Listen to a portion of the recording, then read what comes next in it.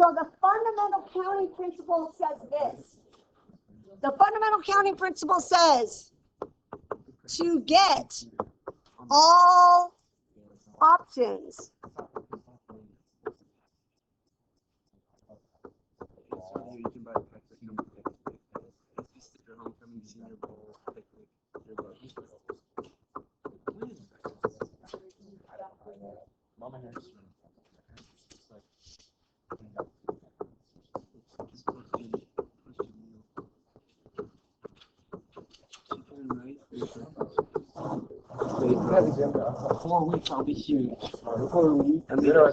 Yeah, write this down. So here's what it is. Fundamental counting principle says this. To get all the options, you're going to be multiplying. And the things they're going to be multiplying are decisions, right? So we're going to multiply decisions. We're going to multiply decisions together. So if I have 2 decisions, I'm going to multiply 2 numbers together. If I have 3 decisions, I'm going to multiply 3 decisions. So what this really says is that if there's m decisions and n decisions, to get all the totals, it's m times n. That seems really tricky. It's a way to say you need to multiply the decisions. But there's really 2 things to think about. There's how many decisions you're going to make and how many options for each decision. And let me show you some real life examples, and this will be a lot clearer. So I'm going to let you write this, and then I'm going to start with the Mrs. Tarantino. How does she decide how to get dressed every day? So I'll let you write it, and then we're going to do that. Does he do it with a pencil? I do. Thank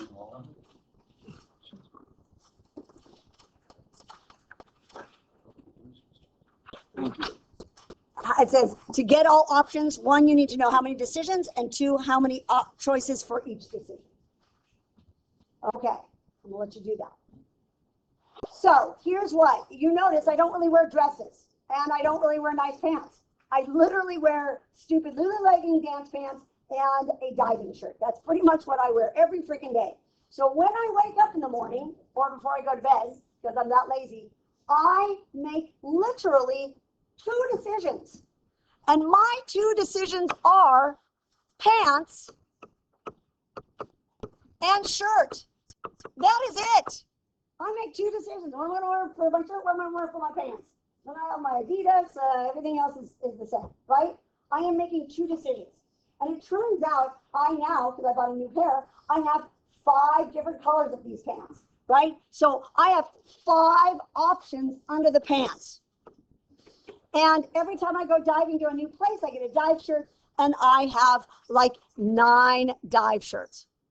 So literally, if you were going to make a little chart of every little outfit I could choose from, and when you were a little kid, like in 7th grade, you made like a tree of these, right? You went 1, 2, 3, 4, 5, and then you put the little branches off, and what you came up with was 5 times 9, or 45 options. So what are the chances I'm going to wear this? It would be 1 out of 45, right? Because this is the option I chose. But the bottom number, that sample space, that's the key, is what was my total options? 45. So what we're going to do today is we're going to make the situations trickier and trickier. Are you ready? We're going to start nice and slow. So here comes our first one. Our first one, I'm taking you to get ice cream. And here's what I'm going to tell you. You can get a kid scoop, you can get a regular scoop, or you could get a large scoop, right? You can decide. I don't care. If you're not feeling a lot of ice cream, you can get a kid scoop. If you're feeling really hungry, you can get a large scoop. This ice cream place has 15 types of ice cream, and you can pick 1 topping.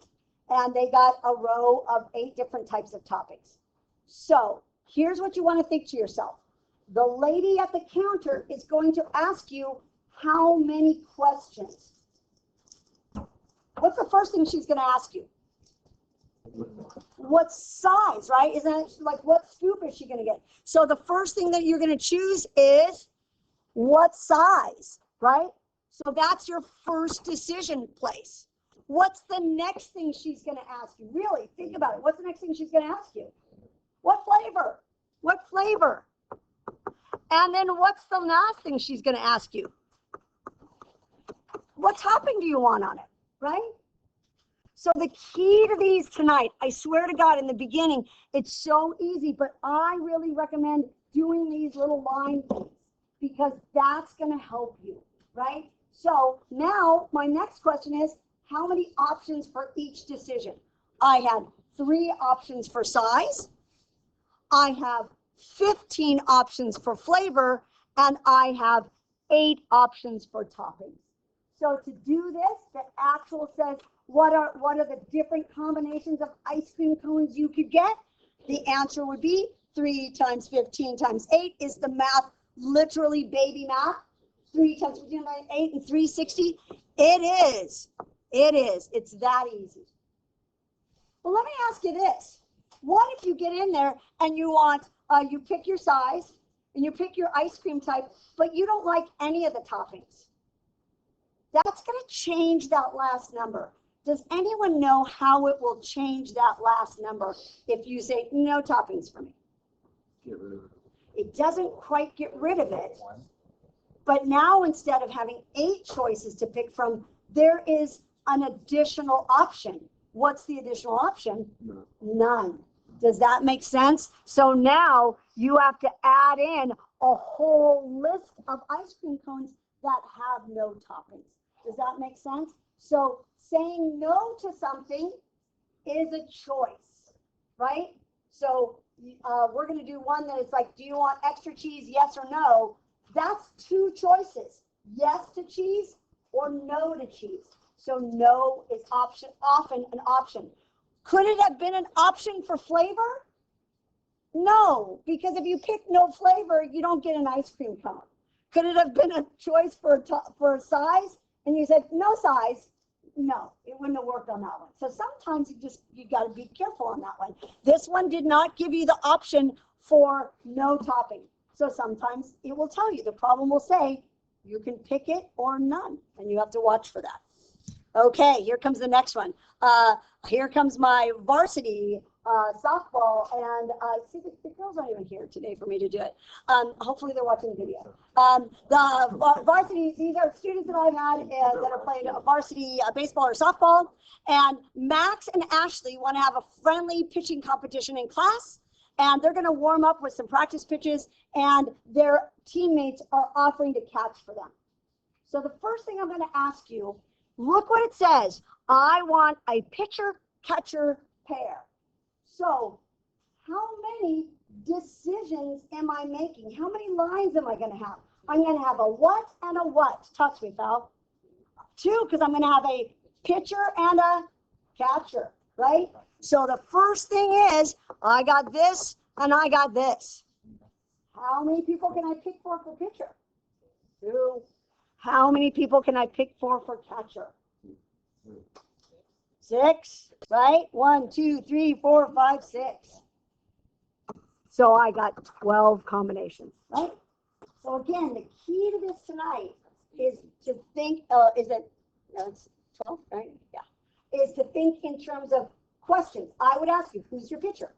Who's your catcher? Right? Okay, it's going to get a little weirder. Let's see if you can do this one on your own. Ooh, you're going to get to go buy a beautiful ring. But I got rings that are on special. You're getting a good deal. I'm sending you to the jewelry, the Diamond Mart. You're getting a good deal. You can't just get anything. Here's what they're saying. You got to pick between gold or platinum. And then you got to pick one of these styles. And then you can pick your gemstone, right? And then they'll make that for a really good, the Tarantino deal. So right now with your neighbors, can you tell me what are the total number of options for rings that they could have out? How many total different types of rings could you do? Think to yourself, the jewelry guy is going to ask you how many questions. He's going to ask you first blank, and then he's going to say, and then blank, and then blank, and then blank, and then blank. You think about it. See how many but you can get. 66,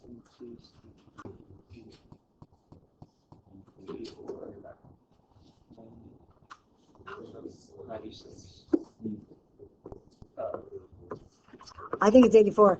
I said that there are 2 types of metals. right? Metal was my first decision. Always pick platinum, by the way. Second is 7 styles. And the last is 6 gemstones. 42 times 2, 84. Are we cool with that? Okay. Now I'm going to make your head explode a little bit. Are you ready? That's the basics. You guys are going to be good at this. And now it's going to get weird. Here we go. And you know how hard it was for me to find a picture of a gummy bear pizza? I had to really search for that last night. So here's what. You're going to go in and you can either get a regular thin crust pizza or a pan pizza, right? And then you can have, now here's the important word here, a combination of toppings. Not just one topping, you can have many toppings. So this gets weird. And I want you to imagine that you're going to go up and the guy is going to ask you a lot of yes or no questions. So his first question is going to be flat or pan. That's 2 options. Does anyone have a guess at what his next question might be? Yes. Love that. So do you want extra cheese and what are your choices? Yes or no? What's going to be his next question? Do you want pepperoni? Yes or no? Because you can have cheese and pepperoni. That's the difference between the first problem. You got 1 topping. It was a 1 decision. But this one is a many. You have to make a lot. Like, do I want cheese? No. Do I want pepperoni? Yes. Do I want sausage? Maybe yes or no. Do I want mushrooms? Do I want olives? And do I want gummy bears, right? Every topping is a choice. And the difference is combination. Because I could pick many toppings. Does that make sense? Are we okay on that? So on this one, I think it's going to be, well, let's count. 1, 2, 3, 4, 5, 6. Yep, times 2. So 2 to the 7th power. Let's see if I can figure out what that is. I'm actually going to do that on my little calculator. 2 to the 7th power. I got like 128 different combinations. Yeah? Okay. Last one, and then we're going to just work on them in class together. We're going to do odds on the thing, and I'm going to help you where you need it. And I'll stop talking to you about graduation. This is true. So we moved last year, and I actually made my husband put one of these things on our door, like an Airbnb. So I'm going to cross off lock and not lock, because my children live all over, and they come home, and they lose the house key. And it's like, I don't even have a house key. So honest to God, if you come to my house and you want to get in, you don't need a key, you need to know my code. So here's my question. How many different codes can I choose from? So here's what I want you to think about. Every time your finger touches the keypad, your finger is making a choice. So how many times will your finger touch the keypad on a 4-digit code? 4 times, right? It's going to go 1, 2, 3, 4. So I got 4 times that my finger touches the keypad. How many choices do I have when I first walk up to the keypad? Careful. 10. Because 0, right? I got 10 choices. Now I can pick 1, 1, 1, 1, 1. So how many choices do I have the next time? 10. Next time? Next time? There you go. That's why it's really hard to break into a house like that, because 10 to the 4th power is pretty big. It's a lot of choices. What if I said I got a cheap one off Amazon and they said, yeah, you can pick a code you want, but you can't use any number twice. Can't use a number twice. So let's talk about what happens then. On that first time, every number is fair game. I pick a number. But on the next time, how many choices do I have? 9, right? Because I'm down 1. And on the next time, how many am I down to? 8, because I've gotten 2 out of the way. On the last time, I'm down to 7. Does that make sense? And that's what we're going to talk about more tomorrow. And I have one last one that's tricky. What if I told you I want your code to be an even number? I'm going to give you an example of an even number code. 1110. Is that an even number? Yeah, it is, right? There's only one number that has to be even to make it an even code, right? See if you can talk to each other and figure out how many choices you have if it has to be an even number. 0 is even because it's divisible by 2, right? So does it matter what the first number is? No, because 1 could work, 5 can work, 20 can work, 9 can work. I got 10 choices. Next one, any number is fair game. 1, 1, 1, 1, that's fine. Next one, fair game, but that last number has to be an even number. And how many choices are there? 5. There's 5. There's 5. Do you see how these get a little weird? Is the math easy? On your calculator, so easy. But you have to think about these. They're a little weird. Okay, I am shutting up for the day. Yes. Yes. So here's what. Would you agree that this number 7532 is that an even number? Can I divide it by 2? Yes.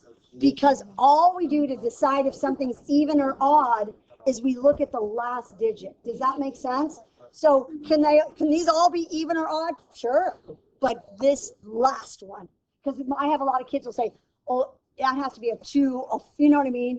But it doesn't. It's only that last one. And that's why these are weird problems. Because it's not that it's that hard, but you have to think, wait. It's just the stupid last number. Does that make sense? Okay. Do the odd ones. Do the odd one. The last one's going to tricky. I have an answer key on your desk, and I showed how to do it. So try the odd one. Do it before you leave. I will feel really happy if you do it before you leave. That has to be the bouncer. What is it for like?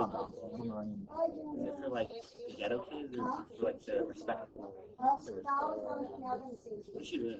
I thought you said it was public story. She put it public source. She's so Exactly what I She's gonna go and calls back. I have to sit there for that long, girl.